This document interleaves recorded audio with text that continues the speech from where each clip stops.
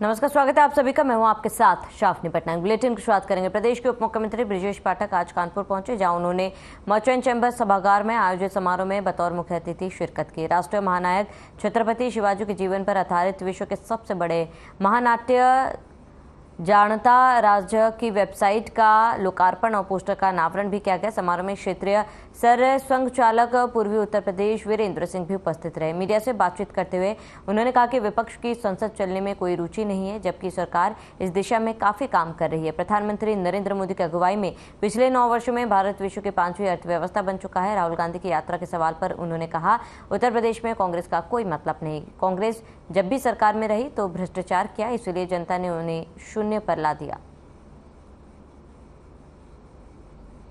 विपक्ष की संसद चलाने में कोई रुचि नहीं है। हमारी सरकार लगातार इस दिशा में काम कर रही है, प्रयास कर रही है, फिर भी उनकी कोई रुचि नहीं है। ये स्थिति स्पष्ट है, उनका देश की जनता से कोई लेना देना नहीं है। माननीय प्रधानमंत्री नरेंद्र मोदी जी के इन 9 वर्षों में देश दुनिया के पैमाने पर 5वीं बड़ी अर्थव्यवस्था बनकर के उभरा है। माननीय मोदी जी दुनिया के सर्वाधिक लोकप्रिय नेता बने हैं और भारतवर्ष में हर नागरिक, गरीब आदमी, आम आदमी उनको अपने अभिभावक के रूप में देख रहा है और हर गरीब आदमी के जीवन स्तर में बदलाव लाने में माननीय मोदी जी कामयाब हुए हैं। प्रभारी मंत्री मंकेश्वर शरण सिंह की अध्यक्षता में कलेक्ट्रेट सभागार में विकास कार्यों और कानून व्यवस्था की समीक्षा बैठक हुई। बैठक के दौरान मंत्री ने विभागवार एक एक करके महत्वपूर्ण बिंदुओं पर चर्चा करते हुए संबंधित अधिकारियों को आवश्यक दिशा निर्देश दिए। विद्युत विभाग की समीक्षा करते हुए मंत्री ने ये निर्देश दिए कि रोस्टर के अनुसार ही लाइट की कटौती की जाए, अनावश्यक रूप से कटौती न की जाए। इसके साथ ही उन्होंने उद्योग विभाग, गन्ना विभाग, वन विभाग, बेसिक शिक्षा विभाग आदि विभागों की समीक्षा करते हुए आवश्यक दिशा निर्देश दिए। बैठक के दौरान तमाम विधायक मौजूद रहे।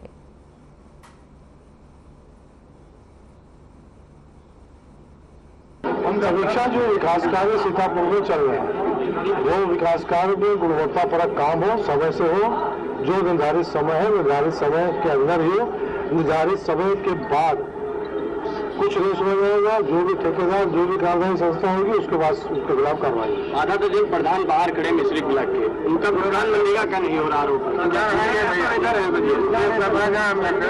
समस्या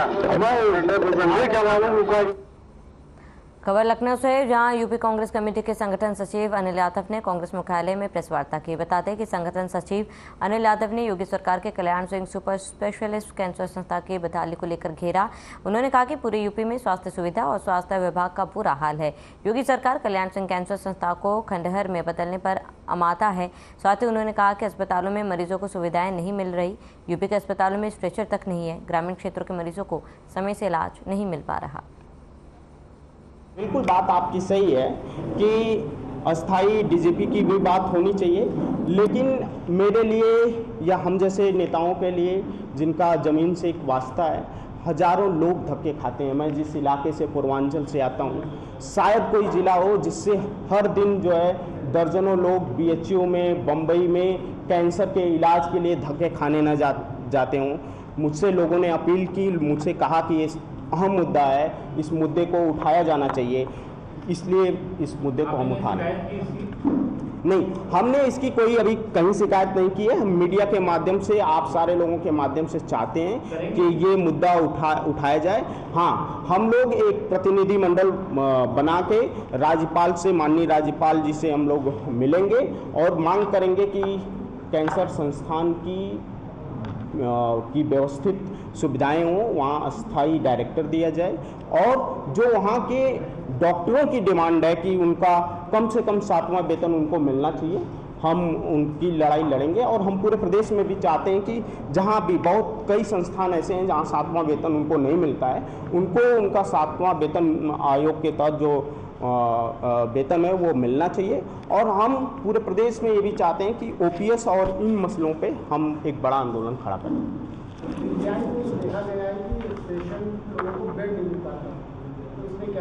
मैं लगातार कह रहा हूँ कि पूरे प्रदेश की जो स्वास्थ्य व्यवस्था है वो बिल्कुल लचर है, गिरी हुई है। मरीजों को बेड नहीं मिल रहे हैं, अस्पतालों में डॉक्टर नहीं है, पैरामेडिकल स्टाफ की कमी है। आपको जानकर आश्चर्य होगा कि पूर्वांचल में बहुत सारे ऐसे सीएससी पीएससी हैं जो वहीं पूर्व मुख्यमंत्री अखिलेश यादव का बड़ा बयान सामने आया। अखिलेश ने कहा है कि जो लोग इंडिया से घबरा रहे हैं वो देश को क्या आगे बढ़ाएंगे। बीजेपी को तो इतना देख लिया, अब और कितना देखोगे। उन्होंने कहा कि 10 साल में भी मणिपुर जैसी घटना हो रही है, इसलिए क्योंकि वहाँ स्वार्थ है। इंडिया से घबरा रहे वो देश को क्या आगे बढ़ाएंगे। वो अपने लिए तो काम कर सकते हैं, लेकिन इंडिया का मुकाबला नहीं कर सकते। तब भी सर चेहरा क्या रहेगा आने वाले? अरे इतने चेहरे मैंने आपसे कहा। नहीं, ये कोई सवाल बड़ा नहीं है गठबंधन के लिए और बीजेपी से लड़ाई के लिए। और सबसे बड़ी बात है, सबके पास अनुभव है, सबके पास कुछ न कुछ ऐसे काम हैं जो वो बताए जा सकते हैं, एग्जाम्पलरी काम है। मान लो ओल्ड पेंशन स्कीम कर्मचारियों की उत्तर प्रदेश के बाद यहाँ कांग्रेस ने लागू कर दी। बहुत सी जगह और भी ऐसी योजनाएं हैं जो कोई न कोई नकल कर रहा है या उनको अपना रहा है। तो ये जो लीडरशिप है, हर लीडरशिप के पास ऐसे काम हैं जो जनता के हित में है, जनता को बताए जा सकते हैं, उनका भविष्य बेहतर हो सकता है। अरे बीजेपी को तो कितना देख लिया, 10 साल और कितना देखोगे आप। 10 साल में भी मणिपुर जैसी घटना हो जाए, सोचिए आप। वहीं बाराबंकी से लगातार महिला और बेटों के साथ हैवानियत की खबरें सामने आ रही है। ताज़ा मामला रामनगर से, जहां दरिंदे ने 5 साल की बच्ची को अपनी शिकार बना लिया और खेत में ले जाकर दुष्कर्म किया। बता दें, पीड़िता बच्ची ने अपने बयान में बताया है कि रिंकू वर्मा, लोकेश मौर्य और अंकुर मौर्य के 3 युवकों ने उसके साथ हैवानियत की। दुष्कर्म मामले में पीड़ित की मां ने सीएम योगी और उच्च अधिकारियों से मामले में कार्रवाई कर आरोपियों को सख्त सजा देने की गुहार लगाई है।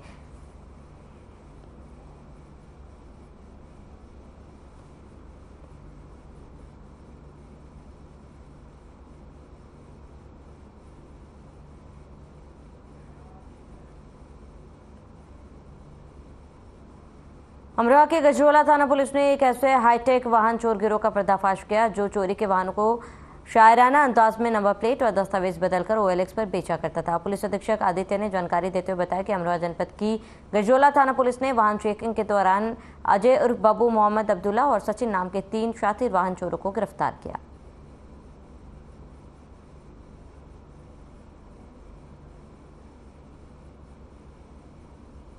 ये थाना गजरोला पुलिस द्वारा एक इंटर डिस्ट्रिक्ट गिरोह का पर्दाफाश किया गया है, जिसमें ये गैंग का SOP रहता है कि OLX के माध्यम से ये लोग कस्टमर्स को प्रलोभन देते हैं और उस पर ये लोग चोरी करी होती हैं बाइक्स, उनको बेचते हैं। चोरी करने के बाद ये लोगों का जो इंजन नंबर है, चेसिस नंबर है, सेम रहता है, लेकिन ये फर्जी RC तैयार करते हैं। और इसके अलावा इन्होंने अभी तक 3 बाइक्स OLX के माध्यम से बेची थी।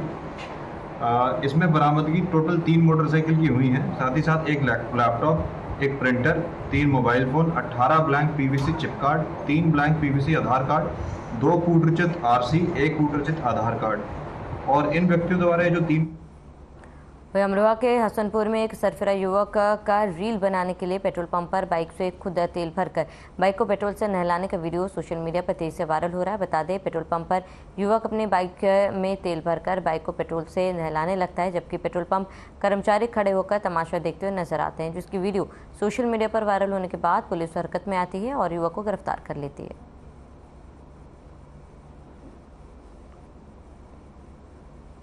देखिए, हसनपुर में एक वीडियो वायरल हुआ है जिसमें पुलिस को ये संज्ञान में आया कि एक व्यक्ति पेट्रोल पंप के ऊपर पेट्रोल स्वयं भर रहा है और उसके बाद में उसने पेट्रोल का ओवरफ्लो करने के बाद बाइक पे भी पेट्रोल डाला है। इस व्यक्ति के विरुद्ध तत्काल कार्रवाई करते हुए इसको गिरफ्तार किया गया है। इसके विरुद्ध अभियोग पंजीकृत किया जा रहा है। जो पेट्रोल पंप का जो सेल्समैन है उसको भी गिरफ्तार किया गया। जिस व्यक्ति द्वारा वीडियो भी बनाई जा रही थी उसके साथ में उसको भी गिरफ्तार किया गया है। उसके बाद मामला बिजनौर के जांगल का है, जहां आबकारी विभाग के अधिकारियों पर गंभीर आरोप लगे। बता दें कि आरोप लगाने वाला व्यक्ति शराब की दुकान पर कार्यरत सेल्समैन है, जिसने आरोप लगाया कि अधिकारी उससे अलग अलग मामले में रिश्वत की मांग की है। नहीं देने पर पहले गाली दी, फिर मारपीट करने की शिकायत लेकर सेल्समैन जिलाधिकारी कार्यालय बिजनौर पहुंचे।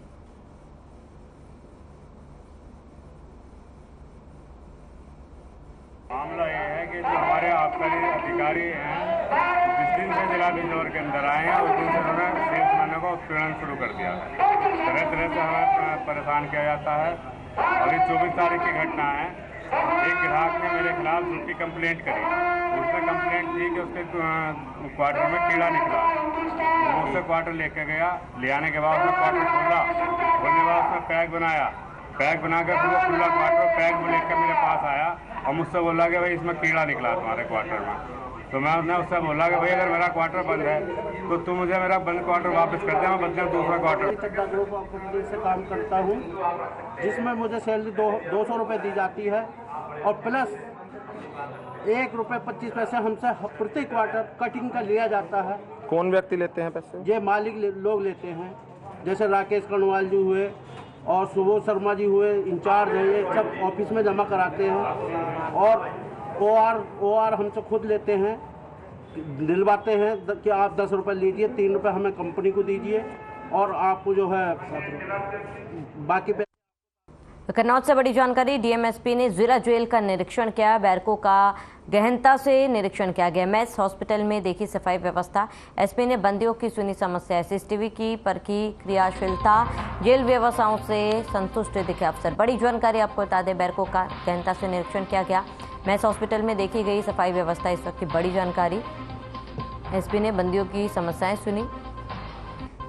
बड़ी खबर अहम जानकारी आपको बताते, जहाँ डीएमएसपी ने जिला जेल का निरीक्षण किया। बैरकों का भी गहनता से निरीक्षण किया गया।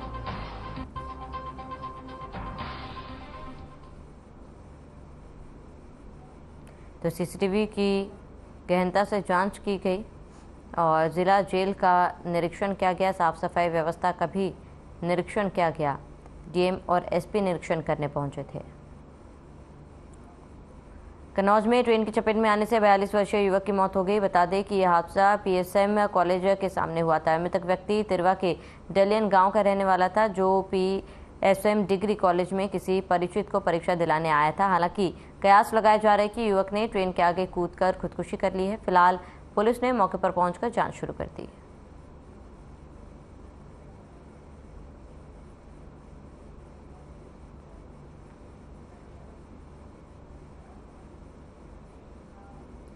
मुहर्रम पर निकला काले आलम का जुलूस। जुलूस में मातम कर पढ़े गए नोहे। हजरत अब्बास की याद में निकला जुलूस। जुल्म सहना और करना दोनों गुनाह। इमाम हुसैन ने खंडन के साथ दिया संदेश।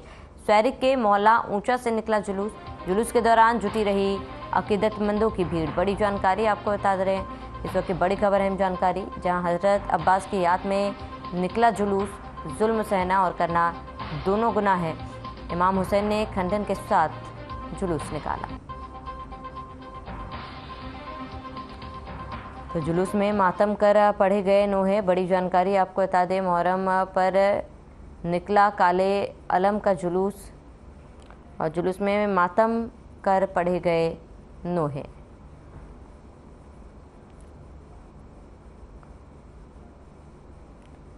तो कानपुर में सड़क सुरक्षा पखवाड़े के अंतर्गत जिला समन्वयक राष्ट्रीय सेवा योजना द्वारा जन जागरूकता अभियान चलाया गया। कानपुर के दयानंद गर्ल्स पीजी कॉलेज में दीप प्रज्वलन के साथ कार्यक्रम की शुरुआत हुई। मुख्य अतिथि आरटीओ राजेश सिंह और यातायात निरीक्षक राजवीर सिंह ने छात्राओं को यातायात के नियमों की जानकारी दी। साथ ही सड़क सुरक्षा से संबंधित आंकड़ों और नियमों के बारे में छात्राओं को विस्तार पूर्वक बताते हुए उन्हें रोड सेफ्टी की शपथ दिलाई।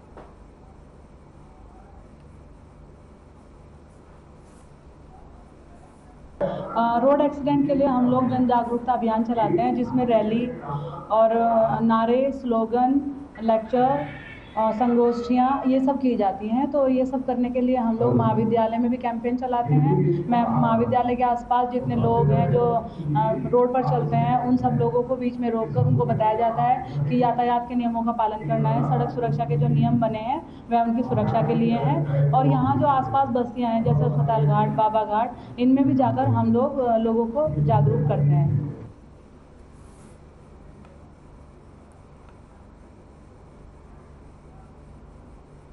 कानपुर से बड़ी जानकारी। दबंग प्रधान ने पोल से काट दी बिजली। बड़ी जानकारी बता दें, गांव के लोग गर्मी से परेशान हो रहे हैं। एक सप्ताह से गांव में बिजली नहीं है। महिलाएं, बच्चों और बुजुर्ग को हो रही परेशानी। विद्युत विभाग भी नतमस्तक हुआ है। गांव वालों ने पुलिस से शिकायत की। सचेंदी थाना क्षेत्र के पूर्वा गांव का मामला। बड़ी जानकारी आपको बता दें, एक सप्ताह से गाँव में बिजली नहीं है, जिससे बच्चे बूढ़ों को परेशानी हो रही है। गाँव वालों ने पुलिस को शिकायत की। सचेंदी थाना क्षेत्र के पूर्वा गाँव का ये पूरा मामला। बड़ी जानकारी। दबंग प्रधान ने पोल से काट दी बिजली। गांव के लोग गर्मी से परेशान है और एक सप्ताह से गांव में बिजली नहीं है। गांव वालों ने पुलिस को इसकी शिकायत दी है। तो दबंग प्रधान ने एक सप्ताह से बिजली काटी है। कानपुर के यूको बैंक गंगागंज ब्रांच के कर्मचारियों ने एक बुजुर्ग को सीनियर सिटीजन और एफडी का झांसा देकर उसके खाते में 35 लाख रुपए उड़ा दिए। बुजुर्ग ने खाते की जांच की तो अकाउंट खाली मिला। इसके बाद बुजुर्ग ने मामले में यूको बैंक के 4 नामजद और 2 अज्ञात कर्मचारियों के खिलाफ धोखाधड़ी, कुटरचित दस्तावेजों का इस्तेमाल समेत अन्य गंभीर धाराओं में एफआईआर दर्ज की।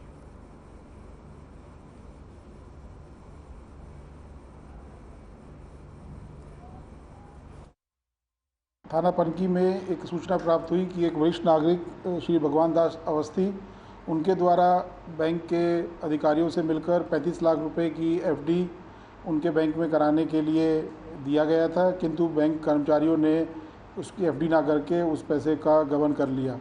इस संबंध में एसीपी पनकी के द्वारा पहले जांच की गई और जांच में प्रथम दृष्टया आरोप के सही पाए जाने पर इसमें सुसंगत धाराओं में अभियोग पंजीकृत करके विवेचना की जा रही है। कानपुर के कल्याणपुर थाना क्षेत्र में लगातार लूट की घटनाओं को अंजाम देने वाले 2 आरोपियों को पुलिस और क्राइम ब्रांच की संयुक्त टीम ने गिरफ्तार किया। बताया जा रहा है कि दोनों आरोपी कल्याणपुर थाना क्षेत्र के रहने वाले हैं और ये लगातार मोबाइल लूट, चैन स्नैचिंग की घटनाओं को अंजाम देते थे। पुलिस ने आरोपियों के पास से एक तमंचा, 2 जिंदा कारतूस और एक लूटा हुआ मोबाइल फोन के साथ 7,600 रुपये बरामद किए, जिसकी पुलिस ने पीसी करके जानकारी दी। मुकदमा लूट का लिखा गया था, जिसमें एक महिला के साथ में कुछ अज्ञात लोगों ने लूट की घटना को कारित किया था। इस घटना के बाद में थाना पुलिस और हमारी सर्विलांस टीम और जो एसओजी है, इसने इस घटना पर काम करना शुरू किया। वहाँ का डंप लेने के बाद में आसपास के सीसीटीवी सभी को उठाने के बाद में हज़ारों नंबर प्राप्त हुए। उनमें से धीरे धीरे करके जब एलिमिनेशन मेथड से फाइनली अक्यूज्ड का पता लगाया गया और कल अक्यूज्ड इस जानकारी को पूरा डेवलप करने के बाद में कल थाना कल्याणपुर क्षेत्र में ही 2 अक्यूज्ड को थाना पुलिस ने और एसओजी ने मिलकर कल अरेस्ट किया है। आपको बता दें कि मामला कानपुर का है। भाजपा अल्पसंख्यक मोर्चा कानपुर बुंदेलखंड क्षेत्र के अध्यक्ष, क्षेत्रीय अध्यक्ष सरदार अजीत सिंह छाबड़ा के नेतृत्व में सिख समाज किदवई नगर थाना में पहुंचे। उन्होंने बताया कि पीड़िता के पति की मृत्यु में कोरोना काल में हो गई थी, जिसका लाभ भी उठाकर दबंगों द्वारा विधवा महिला के मकान पर कब्जा कर लिया गया। उन्होंने बताया कि पीड़ित विधवा महिला किसी काम से शहर के बाहर गई हुई थी, तब दबंगों ने उसके मकान से तोड़फोड़ की, सामान लूट लिया और उसके मकान पर कब्जा किया। महिला व समाज के लोगों ने पुलिस में शिकायत देकर दबंगों पर कार्रवाई की मांग की।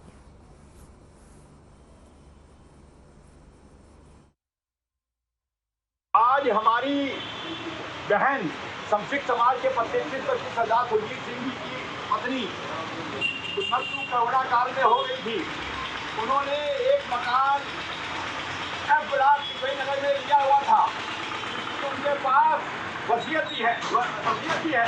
उसके बाद फर्जी ढंग से किसी एरिया के दलाल ने उनके मकान में, जब वो दिल्ली गई हुई थी, रातों रात मकान में तोड़फोड़ की और उनको तोड़कर सामान जो है लगभग 4 लाख रुपए का किसी सामान जो उसने वहां से गैर कर दिया और अपना कब्जा करने के नियत से रातों रात बुलडोजर चलवाया। आज हम लोग बहन जी को लेके थाने में आए हुए हैं। इंस्पेक्टर साहब ने बहुत अच्छा रिस्पॉन्स दिया है। उन्होंने कहा है मैं एफआईआर दर्ज करके उन पर कार्रवाई करूंगा। खबर कानपुर के बिल्हौर उत्तरीपुरा से है, जहां मजदूरी ना देने पर दबंगों ने युवक को लाठी डंडों से पीट कर अधमरा कर दिया। बता दें, गंभीर रूप से घायल युवक को परिजनों ने जिला अस्पताल में भर्ती कराया। वहीं मामले के 36 घंटे बाद एफआईआर लिखी गई। बता दें कि भीम आर्मी के कार्यकर्ताओं की सक्रियता के बाद पीड़ित का मुकदमा लिखा गया। साथ ही परिजनों ने उत्तरीपुरा चौकी इंचार्ज पर कार्रवाई न करने का आरोप लगाया।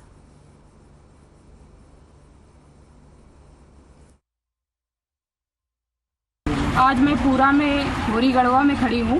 वहाँ पे एक पीड़ित है, उसका नाम है शिवश्याम गौतम, जो कि कृष्ण कुमार जी की आड़त में नौकरी करता था, काम करता था, मजदूरी करता था। वहाँ पे जब उसने अपनी मजदूरी का कृष्ण कुमार जी से पैसा मांगा है तो उसको जाति सूचक गाली दी।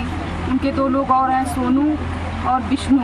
उन्होंने तीनों लोगों ने मिलकर, पीड़ित खुद बयान कर रहा है, नाम ले रहा है, बता रहा है, इस तरीके से मारा है कि शायद अगर आप भी देख लेंगे तो आपकी भूख कांप जाएगी। उसके दोनों हाथ तोड़ दिए, उसकी एक आंख तोड़ दी गई। इस तरीके से उसको बिल्कुल मरणासन वाली स्थिति में छोड़ दिया गया। अगर वहाँ कुछ लोग ना समय से पहुँचते तो मुझे लगता था उसको बिल्कुल खत्म कर दिया। ललितपुर में तहसील पालिका सभागार में उप जिलाधिकारी पत्नी अशोक कुमार की अध्यक्षता में महिलाओं को विधिक साक्षरता प्रदान करने हेतु शिविर का आयोजन किया गया। कार्यक्रम में महिलाओं को उनकी शक्ति को पहचानने और हक की लड़ाई लड़ने की बात कही। उन्होंने कहा, महिलाओं को वर्तमान में हिंसा से बचने के लिए अपने आप का आधुनिकीकरण के बदलाव के साथ अपने आप को बदलना होगा। इसके लिए महिलाओं को शपथ दिलाई गई।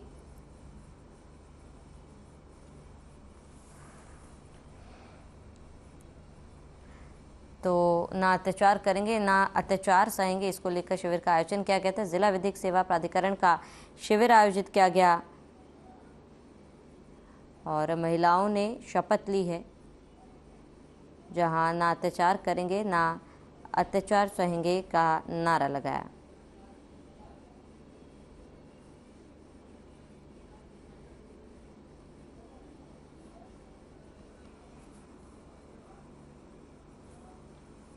लखनऊ पुलिस ने तांत्रिक बनकर महिलाओं से टप्पेबाजी करने वाले गिरोह के 4 लोगों को गिरफ्तार किया। गिरोह के लोग उत्तराखंड से सफर शुरू करते हुए बाइक से कई राज्यों में जाकर टप्पेबाजी की घटनाओं को अंजाम देते हैं। बीते दिनों उन्होंने लखनऊ में भी तांत्रिक बनकर महिलाओं से टप्पेबाजी की वारदात को अंजाम दिया। गहने और कीमती सामान लेकर फरार हो गए थे। वहीं लखनऊ में रोजाना हो रही टप्पेबाजी की घटनाओं पर पुलिस अफसरों ने भी आम जनता को जागरूक करने की बात कही।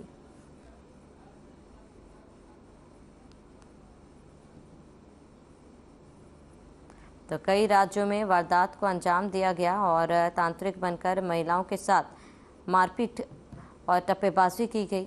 फिलहाल इस पूरे गिरोह को पुलिस ने गिरफ्तार कर लिया है। तो टप्पेबाजों को पुलिस ने गिरफ्तार किया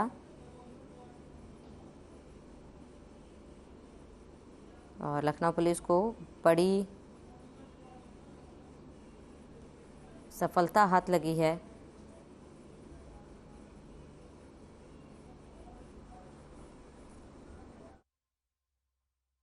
महिला के साथ 4 अभियुक्त ने टप्पेबाजी किया था। उनका मोडस ऑपरेंडी ये था कि अपने आप एक बाबा के रूप में आता था और बाकी 3 उनका सहयोगी बनता था और महिला को घुमा फिरा के तंत्र मंत्र का नाम बताते हुए उनके पास जितना भी जेवरत था, जितना भी सोने के अंगूठी या चेन था, वो सब ले लेता था। तो इसी के संबंध में 320/23 मुकदमा पंजीकृत किया गया था और आज सुबह पॉलिटेक्निक चौराहे से मुखबिर के सूचना पर 4 अभियुक्त को थाना गाजीपुर और क्राइम टीम डीसीपी नॉर्थ का क्राइम टीम द्वारा पकड़ा गया है।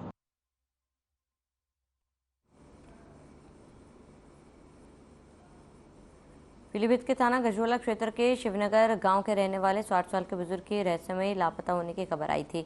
इसके बाद से परिवार वाले उसकी तलाश कर रहे थे। वहीं परिजनों ने उसके लापता होने की रिपोर्ट दर्ज करवाई। वहीं पुलिस ने मामले की जांच पड़ताल शुरू की। जांच के दौरान पुलिस का शक एक लापता बुजुर्ग की पत्नी पर गया, जो कि कुछ दिन पहले किसी अज्ञात व्यक्ति के साथ चली गई थी और 1 महीने बाद लौट कर आई। बताया जा रहा है कि प्रेम प्रसंग के चलते बुजुर्ग महिला ने अपने पति की कुल्हाड़ी से हत्या कर शव के टुकड़े कर दिए। फिलहाल पुलिस ने मामले में किसी दूसरे की जांच की जा रही है। तो बुजुर्ग पत्नी ने पति की हत्या कर दी और प्रेम प्रसंग का मामला बताया जा रहा है, जहां प्रेम प्रसंग के चलते मौत के घाट बुजुर्ग को उतारा गया और मामले की जांच में फिलहाल पुलिस जुटी हुई है। तो बुजुर्ग पत्नी पर पुलिस को शक है और फिलहाल पूरे मामले पर पुलिस जांच कर रही है।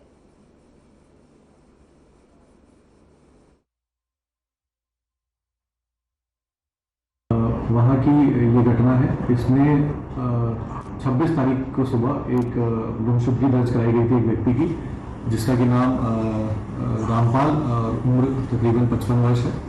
इसकी जब गुमशुदगी की तलाश की गई तो इसमें कुछ संदिग्ध लगा इसका गुमशुदा होना और इसका लड़का है, इसके द्वारा बताया गया कि इसको ये संदेह जताया गया कि इसको शायद मार दिया गया है।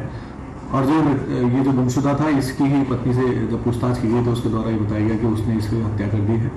और पत्नी के ही कथन अनुसार हम लोगों द्वारा उसकी जो डेड बॉडी है वो बताया गया कि उसने 2 घरों में काट कर डाल दी थी और ये शिवनगर के पास ही नहर में फेंक दी थी। वो हमने धीरा कला में पकड़िया गांव के पास नहर से बरामद कर ली है। उसके जो कपड़े थे वो भी उसने एक बोरे में डालकर जंगल में फेंक दिए थे, वो भी हम लोगों ने बरामद कर लिए हैं। कत्ल करवाए थे, कहते चक्कू से मरवाए रहे हैं, सब खून निकाल ले, जाने जितो मेरो लिकारो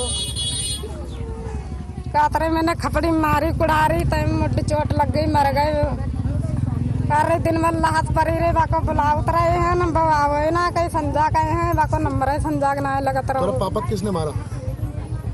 ये आदमी ने मारो जाने मारो। किसने? अम्मा ने मारे गए कमर से न मारो। क्या हुआ तुम्हारे गांव में? हमारे गांव में ये हुआ कि हमारे भैया भाभी अकेले रह रहे थे घर पे। अब बच्चे कोई घर पे नहीं, उन्हें घर से निकाल दिए। इतवार वाली रात में उसने हमारे भाई को हमारी भाभी ने मार दिया दुलारों ने। अब वो बको का नाम है कुमार से ना हो उसने मारो। बस इतनी बात हमें पता है। संगम लेके आई कुमार सेन पे। लाश क्या करी? लाश उन्हें नहर में डाल दी टुकड़े करके। उसने कुल्हाड़ी से जय मंदरा काटा, यहाँ से काटा और गर्दन काटी और नीचे पैर काटे अलग करके कट्टा में भर दिया। क्यों मार दिया उन्हें? अब उनको जे का पता कौन सी रंजिश थी उनने मार दिया।